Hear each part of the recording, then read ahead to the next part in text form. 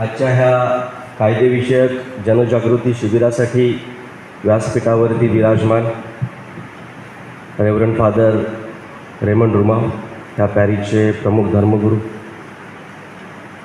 माझे कोर्टातील सहकारी ॲडव्होकेट हरीश गौर साहेब, advocate Stanley Fernandes साहेब, व्यासपीठावरील इतर मान्यवर, आजच्या ह्या शिबिरासाठी उपस्थित सांडोर पॅरिशमधील सर्व पॅरिशनर्स,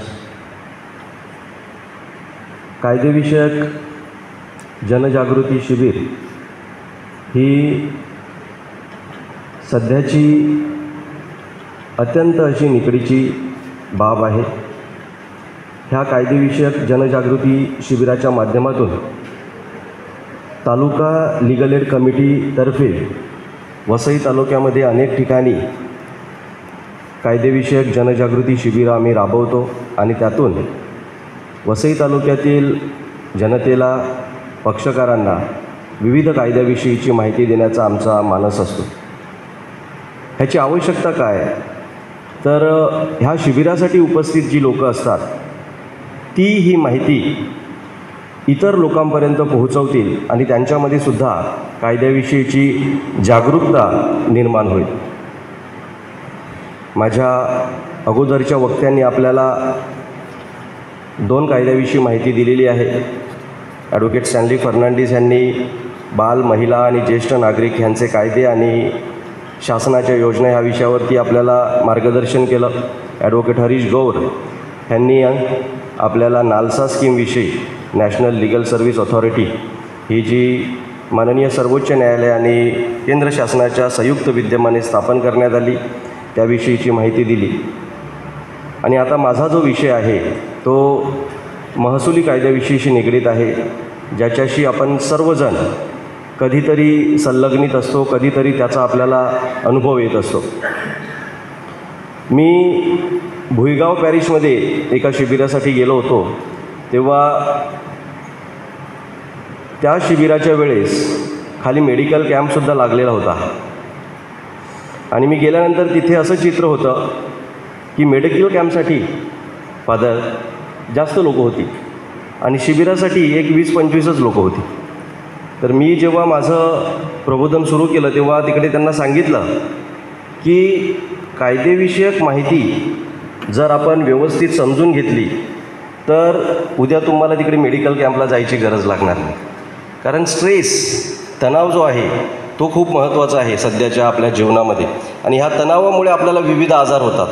आणि विविध आजार कशासाठी होतात, हा तणाव कशासाठी होतो, कारण आपण आपल्या पोटापाण्यासाठी मेहनत करतो, पैसा कमावतो आणि तो पैसा चुकीच्या जागी आपण गुंतवतो आणि गुंतवताना आपण पुढचा मागचा विचार करत नाही, त्याचे नियम, त्याचे कायदे काय त्याचा विचार करत नाही आणि मग तेथे आपल्याला नुकसान झालं की आपला तणाव वाढतो. तणाव वाढल्यानंतर मग आपल्याला मेडिकल कॅम्पला जायला लागतं.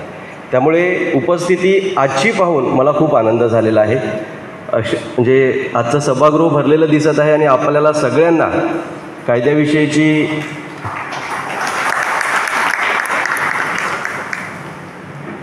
कायद्याविषयी जाणून घेण्याची खूप गरज आहे असं मला आज दिसतं आहे.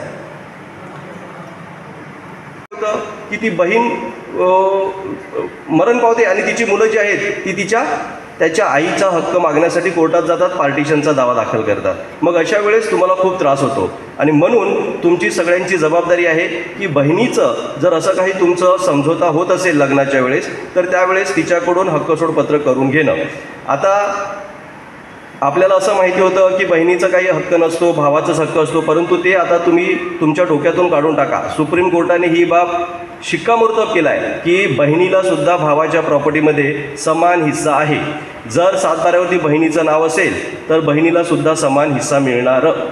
त्यामुळे हक्कसोड करणं ही भावाची जबाबदारी आहे, ती त्यावेळेस झालेली पाहिजे. हे गोष्ट एक लक्षात घ्यायची. दुसरी महत्त्वाची गोष्ट आहे मृत्यूपत्राबाबत.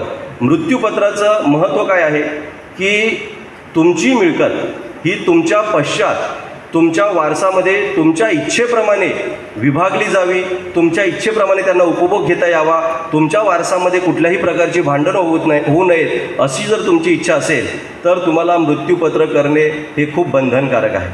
आता मृत्यूपत्र हा असा दस्त आहे ज्याचं रजिस्ट्रेशन, नोंदणी कंपल्सरी नाही. It is not compulsory to register a will, it is voluntary, but it is better to register the will. कारण रजिस्टर्ड दस्ताला कायद्यामध्ये खूप महत्त्व आहे. कोर्टामध्ये ते प्रायमरी एव्हिडन्स म्हणून स्वीकारलं जातं. म्हणून रजिस्टर्ड म्हणजे प्राथमिक पुरावा म्हणून तो लगेच स्वीकारता येतो. म्हणून रजिस्टर्ड करणं हे आवश्यक आहे, परंतु ते आपल्याला रजिस्ट्रेशन करणं कंपल्सरी नाही. दुसरी गोष्ट, हे मृत्यूपत्र, आपण कॅथलिक आहोत, आपल्याला त्याचं प्रोबेट करणं किंवा लेटर ऑफ ॲडमिनिस्ट्रेशन घेणं सुद्धा बंधनकारक नाही. जर तुम्ही कॅथलिक असाल तर तुम्हाला मृत्यूपत्रसाठी प्रोबेट किंवा लेटर ऑफ ॲडमिनिस्ट्रेशन नंतर एक्झिक्यूट करण्यासाठी घेणं आवश्यक नाही. ही सुद्धा गोष्ट लक्षात ठेवा.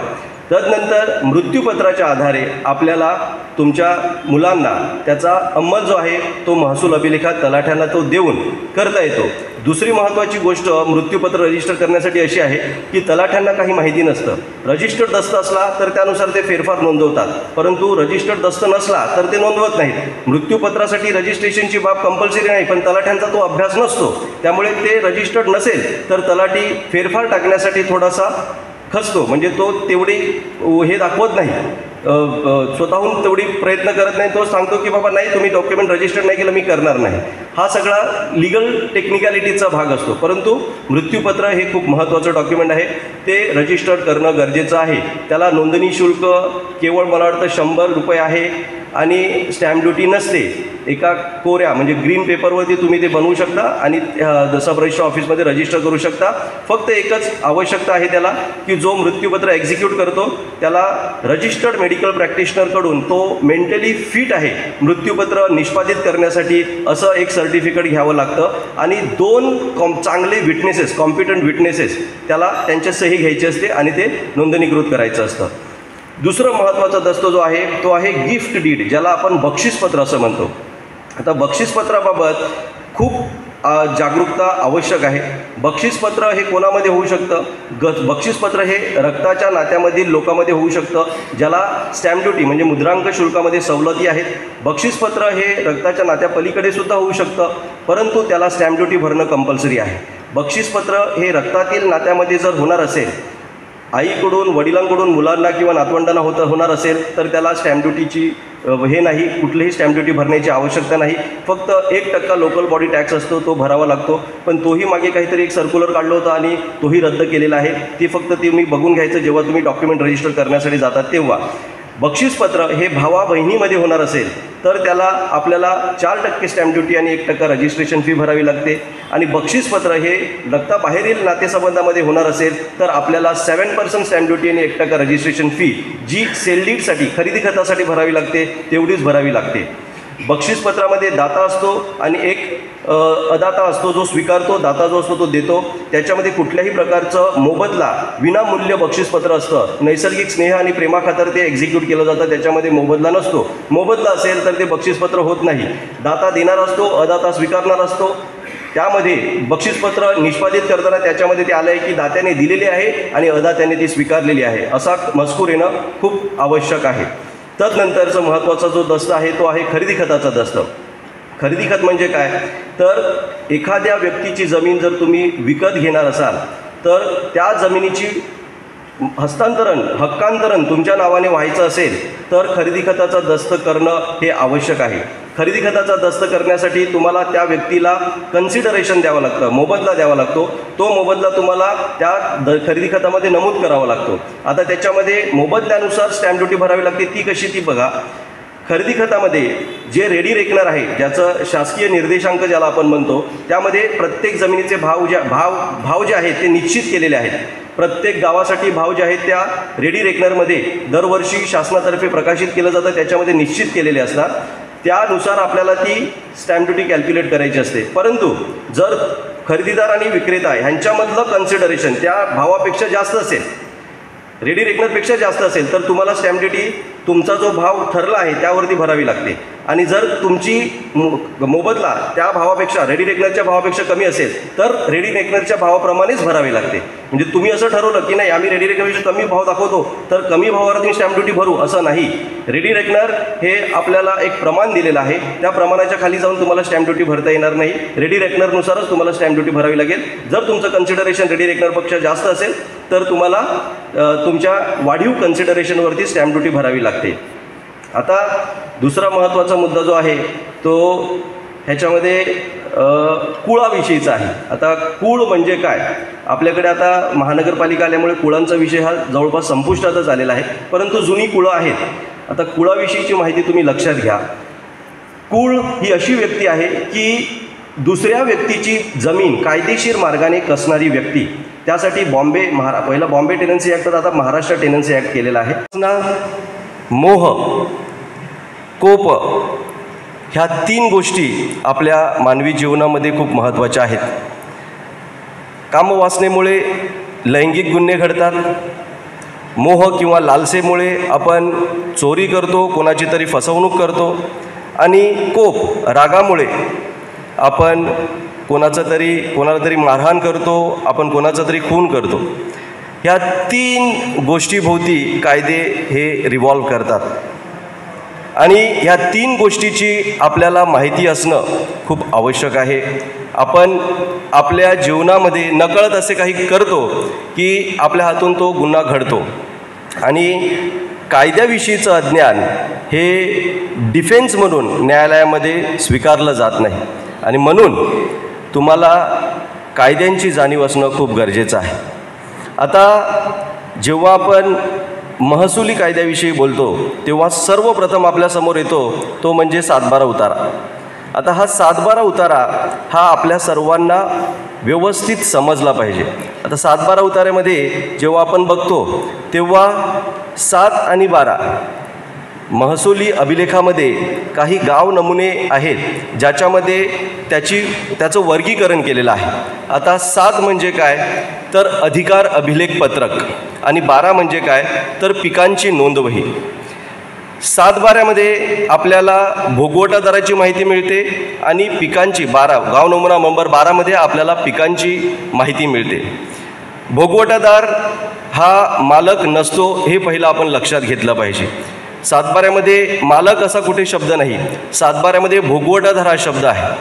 भोगवटादार म्हणजे जमीन ज्या व्यक्तीच्या कब्जात आहे ती व्यक्ती, त्याला भोगवटादार असा संदर्भ दिलेला आहे. आता भोगवटादार सदरी ज्याचं नाव असतं तो त्या जमिनीचा भोगवटादार असतो, त्याच्या कब्जात ती जमीन असते असा त्याचा साधा अर्थ आहे. भोगवटादाराच्या नंतर त्याच्या आपण डाव्या बाजूला बघितलं तर तेथे जमिनीचं क्षेत्र लिहिलेलं असतं. त्या क्षेत्रामध्ये लागवडीयोग्य क्षेत्र आणि पोटखराबा असं लिहिलेलं असतं. लागवडीयोग्य क्षेत्रामध्ये काही संख्या लिहिलेल्या असतात, पोटखराबामध्ये काही संख्या लिहिलेल्या असतात. लागवडीयोग्य क्षेत्र म्हणजे जे आपण लागवड करू शकतो ते, आणि पोटखराबा क्षेत्र जे आहे ते लागवडीस अयोग्य असलेलं क्षेत्र असतं. पोटखराबाचे 2 प्रकार आहेत, पोटखराब अ, पोटखराब ब. पोटखराब अ म्हणजे जी जमीन कधीही लागवडीयोग्य होऊ शकत नाही अशी खडकाळ जमीन, दगडधोंड्याने व्यापलेली अशी जमीन. पोटखराब वर्ग 2 म्हणजे जी जमीन लागवडीयोग्य होऊ शकते, ज्याच्यामध्ये नदी, तलाव, ओढे, कालवे ह्यांचा समावेश होतो. पोटखराब अ, पोटखराब ब. तदनंतर भोगवटादार वर्ग एकदम वरती, भोगवटादार वर्ग 1, भोगवटादार वर्ग 2. भोगवटादार वर्ग 1 म्हणजे काय तर भोगवटादार वर्ग 1 म्हणजे जमीन हस्तांतरणास योग्य. भोगवटादार वर्ग 1 जमीन असली तर ती जमीन कोणाच्याही परवानगीशिवाय आपण हस्तांतरित करू शकतो, विकू शकतो. भोगवटादार वर्ग 2 जमीन म्हणजे जमीन अहस्तांतरणीय. त्यामध्ये वेगवेगळे प्रकार आहेत, परंतु भोगवटादार वर्ग 2 जमिनी ज्या आहेत त्या सक्षम प्राधिकरणाच्या, कॉम्पिटंट ऑथॉरिटीच्या परवानगीशिवाय हस्तांतरित करता येत नाहीत. भोगवटादार वर्ग 2 जमिनीमध्ये कसले प्रकार येतात तर त्यामध्ये तुमचे कुळांच्या जमिनी येतात, त्यामध्ये तुमच्या नवीन शर्तीच्या जमिनी येतात, त्यामध्ये तुमच्या देवस्थान इनामाच्या जमिनी येतात, त्यामध्ये तुमच्या आदिवासी वतन महार जमिनी येतात, ह्या सगळ्या जमिनी येतात. आता ह्या भूगोळदार वर्ग 2 जमिनी हस्तांतरणीय का नसतात? कारण त्या जमिनीमध्ये काही नियंत्रित प्रकार असतात, नियंत्रित सत्ता प्रकार असतात. त्यासाठी वेगवेगळ्या सक्षम प्राधिकरणाची परवानगी घेणं आपल्याला गरजेची असते. तदनंतर आपण येतो इतर अधिकारामध्ये. 7/12मध्ये इतर अधिकाराचा एक कॉलम असतो जो उजव्या बाजूला असतो 7/12मध्ये. त्यामध्ये वेगवेगळ्या नोंदी असतात. कसली नोंद असते त्याच्यामध्ये? तर त्याच्यामध्ये कुळांची नावं असू शकतात. संरक्षित कुळ, कायम कुळ, साधे कुळ. तदनंतर त्याच्यामध्ये जमीन जर समजा गहाण ठेवली असेल तर त्या पतपेढीचा किंवा बँकेचा बोजा असतो. तदनंतर त्या जमिनीमध्ये काही डिस्प्यूट चालू असेल, लिटिगेशन चालू असेल तर त्याबाबतचा शेरा जो आहे तो त्या इतर अधिकारात केलेला असतो. अशा वेगवेगळ्या नोंदी ह्या इतर अधिकारामध्ये आपल्याला आढळून येतात. आता हा 7/12 जो आहे तो हस्तांतरित कसा झाला ह्याविषयीची माहिती मिळवायची असेल तर आपल्या सर्वांना एकच गोष्ट लक्षात ठेवली पाहिजे. ती गोष्ट आपल्याला वाचता आली पाहिजे. ती म्हणजे फेरफार, ज्याला इंग्रजीमध्ये म्युटेशन एंट्री असं म्हणतात. आता फेरफारासाठी नमुना नंबर 6 आहे. आता हा फेरफार जेव्हा तुम्ही वाचणार तेव्हा त्या जमिनीचं हस्तांतरण कसं कसं होत गेलं हे सगळं तुम्हाला त्या फेरफारावरून कळेल. आता हे फेरफार कुठे असतात? तर 7/12च्या पूर्वी त्या 7/12मध्ये जुने 7/12 जे मॅन्युअली प्रिंट लिहिले जायचे त्याच्यामध्ये त्या भूगोळदार सदरी किंवा ते इतर अधिकारात त्या फेरफाराचे नंबर्स आणि असे राऊंड राऊंड केलेले त्यामध्ये नंबर्स असायचे. आता कम्प्युटराइज्ड 7/12 आल्यानंतर 7/12च्या खाली एक अशी स्ट्रेट लाईन असते हॉरिझॉन्टल, त्याच्यामध्ये ते नंबर स्वल्पविराम स्वल्पविराम कॉमा देऊन लिहिलेले असतात. हे सगळे फेरफार जर तुम्ही काढले तर तुम्हाला कळेल की ही जमीन कशी हस्तांतरित होत गेलेली आहे. आता ही जमीन हस्तांतरित करण्यासाठीचे काही प्रकार आहेत, त्यासाठी काही कायदे आहेत. त्यामध्ये ट्रान्सफर ऑफ प्रॉपर्टी ॲक्ट आहे आणि रजिस्ट्रेशन ॲक्ट आहे. कायदा असं सांगतो की प्रत्येक इममुव्हेबल प्रॉपर्टी स्थावर मिळकतीचं हस्तांतरण हे नोंदणीकृत दस्तानेच व्हायला पाहिजे. जर एखाद्या स्थावर मिळकतीची किंमत 100 रुपयापेक्षा अधिक असेल तर त्या स्थावर मिळकतीचं हस्तांतरण हे नोंदणीकृत दस्तानेच व्हायला पाहिजे. आता हे नोंदणीकृत दस्त कुठले? रजिस्टर्ड डॉक्युमेंट्स कुठले? त्यामध्ये तुमचं सेल डीड आहे, त्यामध्ये तुमचं गिफ्ट डीड आहे, त्यामध्ये तुमचं रिलीज डीड आहे, हक्क सोडपत्र म्हणतो त्याला आपण, ज्यामध्ये तुमचं मॉर्गेज डीड आहे, त्यामध्ये तुमचं लीज डीड आहे. असे हे वेगवेगळे प्रकार जे आहेत ते जमिनीच्या हस्तांतरणासाठी आपण वापरू शकतो. आता हे सगळे दस्त जे आहेत हे रजिस्टर्ड करण्यासाठी आपल्याला सब रजिस्ट्रार ऑफिसमध्ये जायचं असतं. सब रजिस्ट्रार ऑफिसमध्ये जाऊन हे डॉक्युमेंट रजिस्टर्ड होतात. सब रजिस्ट्रार ऑफिस म्हणजे तुम्ही एखादा राईट तुमचा क्रिएट झाला तर तुम्ही सगळ्यात पहिले जाणार तलाठ्याकडे. तलाठी फेरफार टाकणार, त्याचं मंजुरी मंडळ अधिकारी करतो. जर त्याच्यामध्ये कोणी ऑब्जेक्शन घेतलं तर त्याचं तक्रार रजिस्टर तहसीलदाराकडे चालतं. तहसीलदार ते तक्रार रजिस्टर डिसाईड करतो. त्याची ऑर्डर तुम्हाला चॅलेंज करायची असते उपविभागीय अधिकारी म्हणजे प्रांत यांच्याकडे. प्रांताकडून तुम्हाला जायचं असतं कलेक्टरकडे. कलेक्टरकडून तुम्हाला जायचं असतं कमिशनरकडे. कमिशनरकडून तुम्हाला जायचं असतं रेव्हेन्यू मिनिस्टरकडे आणि रेव्हेन्यू मिनिस्टर नंतर हायकोर्ट. आता रेव्हेन्यू मिनिस्टरपर्यंतची जी हायरार्की असते ती सगळी बुद्धिहीन असते. त्यांना कायद्याचं नॉलेज नसतं. तिथे कसले प्रकार चालतात ह्याचा तुम्हाला अनुभव येईल. परंतु ती हायरार्की ठेवलेली आहे, त्याच्यातून रेव्हेन्यू जनरेट होत असतो. आता तो रेव्हेन्यू जनरेट कशा पद्धतीने होतो ते तुम्हाला मी सांगणार नाही. परंतु ही मंत्रालयापर्यंतची जी ही आहे हायरार्की आहे ती तुम्हाला जावंच लागतं, तुम्हालाकडे ऑप्शन नसतो. म्हणून तुम्ही अतिशय सावधपणे हे सगळे डिसिशन घेतला पाहिजे निर्णय. दुसरं, तुम्हाला जर जमिनीची मोजणी करायची असेल तर जमिनीची मोजणी करण्यासाठीची अधिकारी त्या आपल्या वसई तालुक्यामध्ये पूर्वी त्याला TILR तालुका इन्स्पेक्टर लँड रेकॉर्ड, आता त्याचं नाव बदललं आहे, deputy superintendent of land record केलेलं आहे. उपअधीक्षक भूमी अभिलेख कार्यालयाकडून तुम्हाला अर्ज देऊन तुमच्या जमिनीची मोजणी करता येते शासकीय सर्व्हेअर मार्फत. तेथे जर कोणी डिस्प्यूट केलं तर TILR नंतर म्हणजे deputy superintendent land record, superintendent land record जो पालघरला बसतो त्याच्याकडे अपीलाची प्रोव्हिजन आहे. त्याच्याकडून जर तुम्हाला न्याय नाही मिळाला तर डिरेक्टर ऑफ लँड रेकॉर्ड जो मुंबईला बसतो त्याच्याकडे आहे.